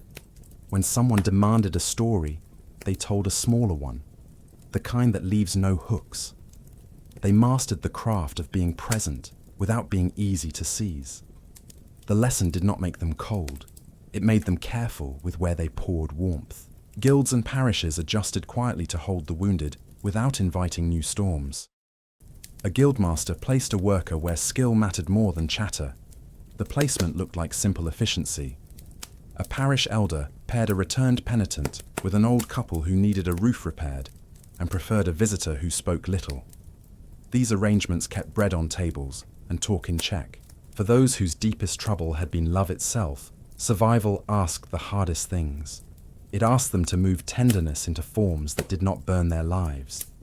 That could mean turning affection into service that truly helped everyone, not only the one beloved. It could mean preserving memory inside music or embroidery, rather than inside meetings that invited danger. Such conversions were costly. They were also acts of honor. choosing the safety of a beloved's days over the demand for a delight that would not last. Communities that learned to absorb returned people without fresh cruelty became calmer places. They discovered that mercy is cheaper than repression when counted over years. A town that ruins a worker must import another. A house that breaks a sister must train 2 novices to cover the loss. A guild that shames beyond use must lower its own standards to fill the gap. Arithmetic taught compassion where homily had failed. Survival after judgment also meant rebuilding a self. Some met with a confessor or a wise elder not to confess new sins, but to remember who they were besides the scandal. They listed gifts that still operated: good hands, a steady back, an eye for color, a knack for easing tension in a room. The list did not cancel the wound, but it refused to let the wound become the only sentence written under the name. There were reconciliations. A neighbor who had spoken too quickly came with a small offering and a face that looked ready to listen. An abbess wrote a letter to a house that had dismissed someone, arranging for work under watchful but not punitive care. A magistrate who had once insisted on zeal discovered that zeal tires and that order fed by fairness lasts longer. These changes rarely made noise. They changed the climate all the same. If survival sometimes looked like resignation from the outside, inside it felt like art. Each day asked for composition, which notes of speech to play, which instruments of labor to use, which silences to keep. The score had to be written anew under weather that shifted and under faces that remembered. People became composers of modest symphonies that no one applauded but many relied upon. Endurance works in small strokes: steady labor, clean speech, careful kindness. Such strokes redraw a life until its outline holds again, strong enough to carry the next day without breaking. From here, we turn to the rules devised to keep scandal from rising at all. Systems that promised order and often bred new fears. Authority, shaken by the endless labor of judging scandals one by one, turned its eyes toward prevention. If trials consumed resources and left scars on communities, perhaps rules could shape conduct before rumor took root. And so, households, guilds, convents, and courts began to design systems, webs of custom and regulation meant to hold desire inside acceptable channels. Some were practical, others theatrical, and many were contradictory. Together, they formed a landscape where daily life was lived under scripts written to keep scandal away. Households wrote their own codes first. Parents instructed children about speech, about where to walk, about which neighbors were safe company. Fathers told sons to measure laughter. Mothers told daughters to measure glances. Not every family was harsh, but most understood that an error made at home could grow into whispers in the street. Prevention began at the hearth, with rituals of caution, repeated as naturally as prayers before sleep. Guilds also joined this work. Artisans depended on reputation as much as on skill. A mason who fell under suspicion might find contracts vanish overnight, even if his walls never cracked. To shield themselves, guilds published statutes. Apprentices not to visit masters' houses after dark. Members not to meet in taverns without witnesses. Disputes to be carried swiftly before elders. These rules were framed as professional discipline, but behind them stood the fear of moral rumor. Workplaces became both schools of craft and cages of reputation. Convents and monasteries revised their constitutions with special zeal. Doors were fitted with stricter locks. Parlors were rebuilt with lattices that allowed sight but not touch. Hours for receiving visitors were cut short. Nuns and monks were instructed in detailed confessional manuals that listed temptations, thoughts, and gestures. What had once been general warnings grew into meticulous charts. The goal was clear: no ambiguity, no space where intimacy could hide. Daily schedules became so tight that moments of solitude felt almost illicit. Town councils passed ordinances about movement in the night. Candles were to be extinguished by a certain hour. Taverns closed before midnight. Watchmen empowered to question anyone walking without purpose.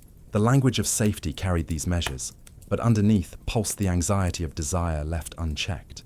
By narrowing streets with law, authorities hoped to narrow hearts by habit. The church contributed through pulpit and parchment. Sermons thundered against occasions of sin, a phrase that stretched wide enough to cover dances, festivals, and even certain songs. Preachers reminded parents to guard children, spouses to guard each other, neighbors to guard reputations as if they were chalices. Manuals for confessors multiplied, instructing them to ask precise questions so that nothing escaped cataloguing. The confessional became less a well of mercy than a ledger of prevention. Yet rules often contradicted one another. A guild might command apprentices to serve masters closely, while a parish priest warned against private instruction. A convent might demand silence, while a bishop urged confessions in detail. The result was a maze where obedience itself became dangerous. To follow one rule meant breaking another. Prevention produced its own risks, and ordinary people navigated them with weary skill. Communities adapted creatively. Markets shifted festivals earlier in the day, so that joy could flourish under the sun without attracting suspicion at night. Families developed rituals of chaperonage, sending cousins or siblings along to prove respectability. Even games and songs were adjusted, their words trimmed to remove lines that might be read too freely. Prevention was not only prohibition, it was also invention. Crafting new ways to laugh, to sing, to live, all under the gaze of authority. Of course, such systems did not erase desire. They redirected it. Lovers who could not meet in fields met in glances at mass. Apprentices who could not visit houses after dusk carried small tokens in daylight. Monks who could not speak privately carved initials discreetly into beams or arranged books in ways that signaled sympathy. Authority pressed from above, creativity pushed from below. Prevention trained ingenuity as much as it curbed scandal. The cost of these systems was heavy. Constant vigilance eroded trust. A neighbor became a potential informant, a friend a potential weakness. Children grew up fluent in suspicion, measuring every gesture for what it might be taken to mean. Some internalized the rules until even solitude felt watched. Others rebelled in secret, carrying the double burden of guilt and thrill. Prevention did not create peace. It created tension woven so deeply into daily life that people called it normal. Still, authority believed in the system because statistics of scandal seemed to decline. Fewer trials were recorded. Fewer open confessions of transgression were heard. Whether this meant people sinned less or only hid more skillfully remained uncertain. But for rulers, numbers mattered more than truth. The appearance of order was counted as success. There were voices of doubt. Some confessors whispered that endless questions led penitents into thoughts they had not considered before. Some guild elders complained that fear stifled innovation. Some parents wondered whether children trained only in suspicion would ever know trust. But these voices were scattered, and prevention marched on, building thicker walls and longer codes. From the outside, the system looked strong. Streets were quiet at night, guild halls orderly, convents punctual, households disciplined. But beneath the surface, pressure gathered. Rules bent desires into narrow channels until they flowed underground, hidden but strong. The stage was set for explosions of rumor and scandal whenever the subterranean streams broke through. Prevention was supposed to keep peace. In practice, it taught a generation how to hide, how to disguise, how to split lives into layers of public and private. The art of concealment became a civic virtue, though no sermon praised it. And so, survival after judgment merged with prevention before judgment, both shaped by fear, both marked by ingenuity. The thread of our journey now turns toward these hidden streams. If prevention closed doors, people opened windows. If rules silenced words, symbols and stories carried what could not be spoken. From systems of control, we move next to systems of resistance, where secrecy became not only shield but language, and where desire found new forms in spite of every regulation. Rules pressed down, but human spirit pressed back. When prevention wrapped daily life in lattices of regulation, people learned to weave through them. Resistance did not always march in banners or shout in streets. Most often, it whispered in gestures, in symbols, in the silent grammar of survival. To understand this resistance is to hear the second voice of the age, the one that spoke beneath sermons and statutes, shaping a hidden world parallel to the official one. Secrecy became an art. Lovers who could not meet in fields turned church aisles into corridors of glances. A hand brushed against a sleeve at the passing of the chalice, long enough to burn, short enough to deny. Words of psalms were bent into signals. A pause after a certain phrase, a tone held longer than the rest. In marketplaces, tokens circulated, knots in cords, folded scraps of parchment with meaningless lists that in truth meant rendezvous. What authorities tried to silence, imagination set to music. Guild apprentices developed codes to outwit curfews. A mark scratched on a beam near the guild hall meant a meeting postponed. A chalked circle on a wall meant a meeting moved to daylight. Rumor was dangerous, but silence was worse, and so symbols filled the gap. These codes were humble, made from chalk, thread, or gesture, but they carried entire worlds of feeling.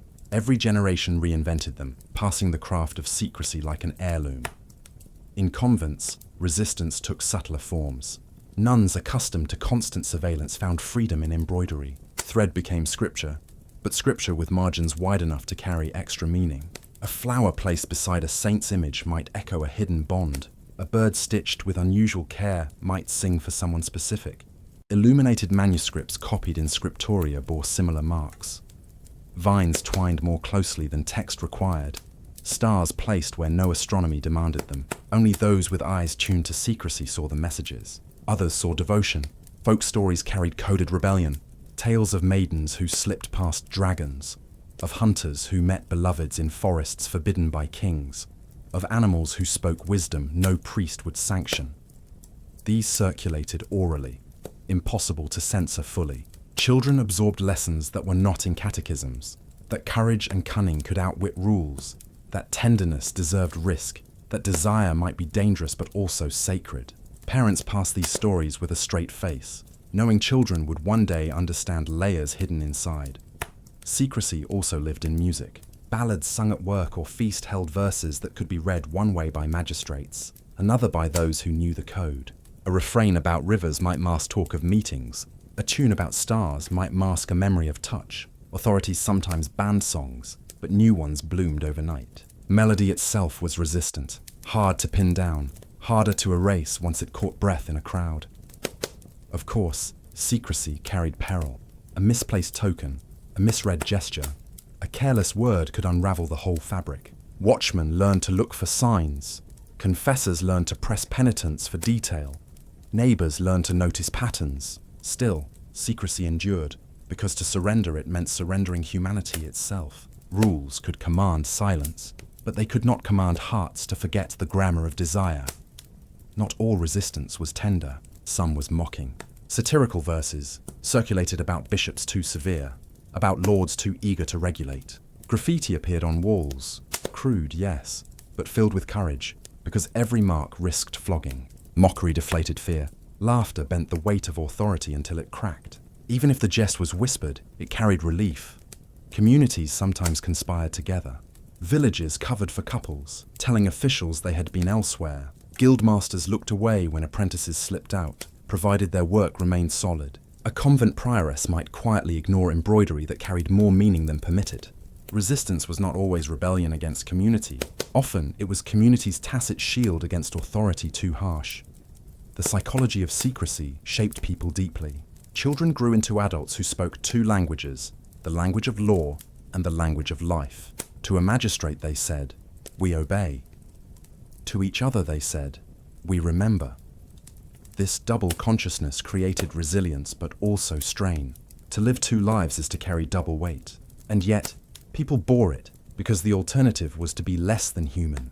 What is striking is not only that resistance existed, but that it created beauty. Songs, embroidery, tales, and codes were all works of art. Out of constraint came creativity. Authority unintentionally trained artists by forcing them to hide meaning in form. The legacy of secrecy can still be glimpsed today in manuscripts, in marginalia, in folk ballads whose refrains make no sense until one imagines a listener centuries ago catching the signal hidden inside. Resistance did not overthrow authority. That was not its purpose. Its purpose was to preserve spaces of humanity against the press of rules. It taught people to carry memory, affection, and wit beneath the surface. It kept alive the possibility that life was larger than the codes written in council halls. And it prepared the ground for future generations to sense, however faintly, that regulation is never the whole of reality.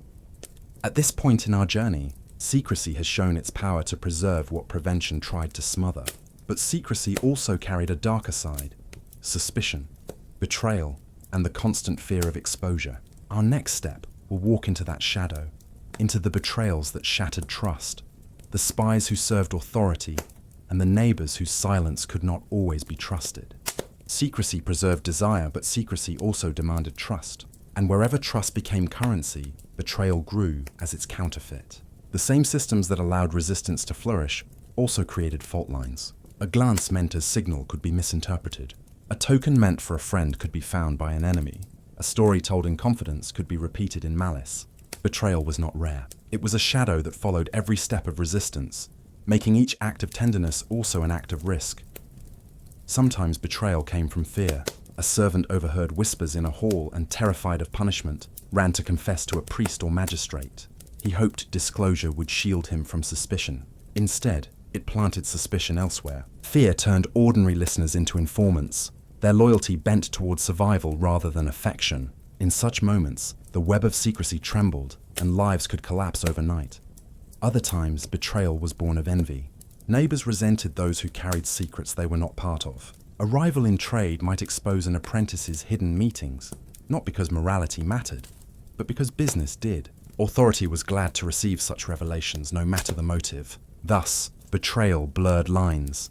Piety, fear, jealousy, and greed all dressed themselves as virtue when whispering into official ears.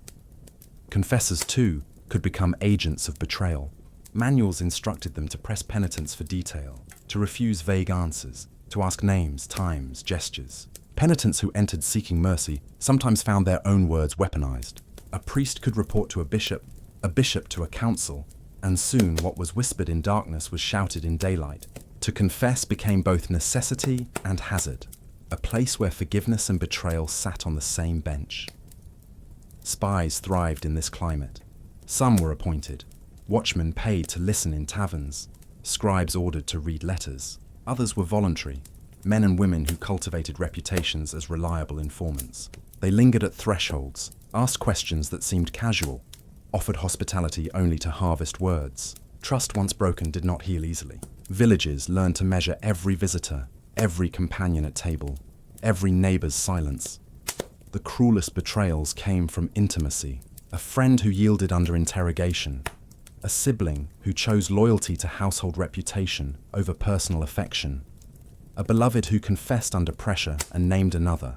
These betrayals cut deeper than any punishment, for they destroyed not only secrecy, but the very belief that one could be safe in another's presence. The wound was not only social, it was spiritual. It told the heart that even sanctuary could turn to trap. Communities felt the effects. After a betrayal, silence thickened. Markets grew watchful, guild halls cold, convents rigid. Even innocent laughter could be misread, and so people laughed less. Creativity dimmed when fear of exposure grew too sharp.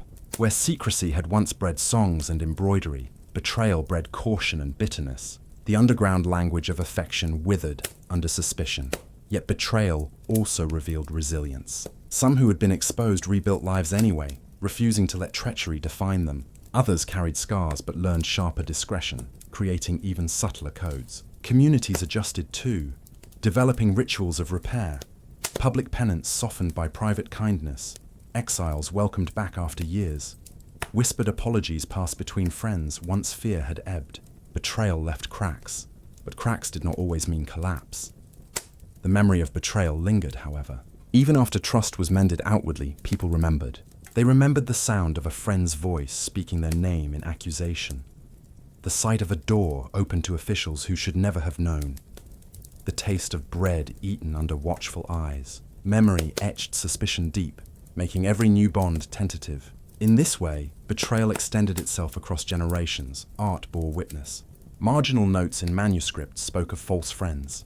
Ballads told of knights undone not by battle, but by companions' treachery. Stories of saints emphasized those betrayed by their own kin. These works carried warning. Beware of the fragile nature of trust. Beware of tongues loosed by fear. They also carried lament, the sadness of knowing that even love could fracture under pressure. Theology itself wrestled with betrayal. Preachers spoke of Judas, of Peter's denial, of betrayals in Scripture as mirrors for betrayals in villages. Some argued betrayal was inevitable, part of fallen human nature. Others urged vigilance, insisting that a community alert to betrayal could protect itself. Neither stance comforted much. The people listening already knew what betrayal cost. They lived with its residue daily. Despite the wounds, betrayal did not erase the hunger for connection. People still sought bonds, still risked trust, still whispered secrets into the night. To stop risking would mean to stop living. What betrayal taught was not to abandon trust, but to treat it as fragile pottery. Precious, beautiful, always one slip from shattering. To share a secret after betrayal was an act of courage greater than before, because it admitted the possibility of pain and embraced it anyway. Betrayal, then, was not merely an ending. It was a teacher, harsh and unwelcome, but a teacher nonetheless. It forced communities to reckon with the limits of secrecy, the price of fear, the necessity of forgiveness. It showed that even when trust cracked, the human need for intimacy persisted, stubborn as grass pushing through stone.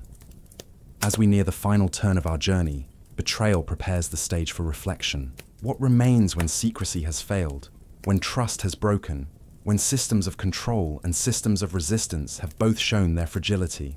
The answer lies not only in history, but in the meaning people drew from it. The significance of honor, the persistence of desire, the lesson that humanity survives not by perfection, but by endurance. And so our next step leads into contemplation, into meaning, into the quiet summation that closes the long arc of our exploration. At the end of a long path through exposure, judgment, prevention, secrecy, and betrayal, we arrive at reflection. What was it all for? Why did communities labor so fiercely to regulate desire? Why did individuals risk so much to resist? And why does the story of these struggles still reach across centuries to stir our imagination? Reflection is not about statistics or decrees. It is about meaning, the quiet harvest of human experience after storms have passed. The first lesson lies in fragility. Every system we have traced, court, guild, convent, household, was built to stand firm, yet all proved vulnerable. Authority sought control, but rumor seeped through walls. People sought secrecy, but betrayal pierced bonds. Fragility was not a weakness to be despised. It was the very condition of human life. To be human was to be breakable. Communities that endured were those that accepted this fragility and learned to mend rather than to deny. The second lesson lies in creativity. Rules multiplied, yet so did symbols, songs, codes, and stories. Authority wrote statutes in ink. People replied in embroidery and melody. This creativity was not only resistance, it was survival, a way of reclaiming dignity when open defiance would mean ruin. Even under heavy watch, people found ways to remind each other that tenderness could not be outlawed. In that creativity, we glimpse resilience, the human power to make beauty out of constraint. The third lesson lies in memory. Trials ended, but memory lingered. Betrayals faded, but scars remained. Communities carried these memories like secret ledgers, teaching children caution, whispering warnings across generations. Memory was weight, but also resource. It kept alive the knowledge that rules are not eternal, that authority is not absolute, that desire has its own stubborn history. Memory gave future generations the tools to recognize patterns when new systems of control arose. Reflection also uncovers paradox. Authority sought order, yet created disorder. Prevention sought purity, yet bred secrecy. Secrecy preserved bonds, yet bred betrayal. Out of each effort to solve the problem of desire grew new complications. The paradox is humbling. There are no perfect systems, only shifting balances between freedom and control, tenderness and fear. The paradox itself is a teacher, reminding us that human life refuses simple solutions. The meaning of honor also shifts under reflection. In trials, honor was defined by conformity. In resistance, honor was defined by loyalty. In survival, honor was persistence. In betrayal, honor was forgiveness. Honor, therefore, was not a fixed code, but a changing horizon, shaped by circumstance. To live with honor meant to keep walking, to keep building, to keep risking, even when definitions shifted like sand. For the individuals who lived through these centuries, meaning was not an abstract question. It was the difference between despair and endurance. A baker who rose before dawn to knead bread after scandal carried meaning in every loaf. A nun who stitched secret flowers into embroidery carried meaning in every thread. A child who saw kindness offered to the shamed carried meaning into adulthood, where it blossomed as mercy. Reflection shows us that meaning is not grand. It is granular, stored in gestures too small for chronicles, but too vital to forget. As we gather the threads, we see that the story of control and resistance is also the story of community. Authority was not only oppressor, it was also composed of the same neighbors, guildmasters, parents, and priests who feared chaos. Resistance was not only rebellion, it was also composed of the same neighbors, apprentices, and nuns who longed for tenderness. The boundary between authority and resistance blurred constantly. Reflection teaches us that history is not two armies, but one body wrestling with itself. We also recognize ourselves in this history. Though centuries distant, the patterns remain familiar. Modern societies still wrestle with surveillance and secrecy, still face betrayal and resilience, still carry memories of shame and strategies of survival. The costumes have changed, the technologies evolved, but the human condition remains constant. To study the past is to study mirrors, distorted perhaps, but still reflecting faces we recognize. And so the final meaning may be compassion. If fragility is inevitable, if creativity is indomitable, if memory is persistent, then compassion is the response that allows communities to endure. Compassion for those who failed, compassion for those who resisted, compassion even for those who betrayed, because betrayal itself often came from fear. Compassion does not erase wounds, but it makes space for healing. Without it, the cycle of suspicion and control repeats endlessly. With it, endurance becomes more than survival. It becomes shared life. The long arc of this exploration bends towards silence now. We have walked through courts and cloisters, through markets and manuscripts, through whispers and betrayals. We have seen how systems rose and faltered, how people resisted and suffered, how meaning emerged in scars as well as in songs. What remains is not a final verdict, but a final invitation to listen more deeply, to judge more gently, to live more carefully. As the night draws to a close, let this reflection settle not as a command, but as a lullaby of history. The past does not ask us to repeat its errors, only to remember them. The stories of secrecy and betrayal, of survival and meaning, drift like embers across time. They remind us that even in ages of harsh judgment, humanity never ceased to seek connection. That seeking, fragile and persistent, is the true legacy. And as you rest now, carrying echoes of these tales, may you find in them not fear but calm. The calm of knowing that endurance is possible, that compassion is stronger than suspicion, and that every story, even of darkness, holds the promise of light.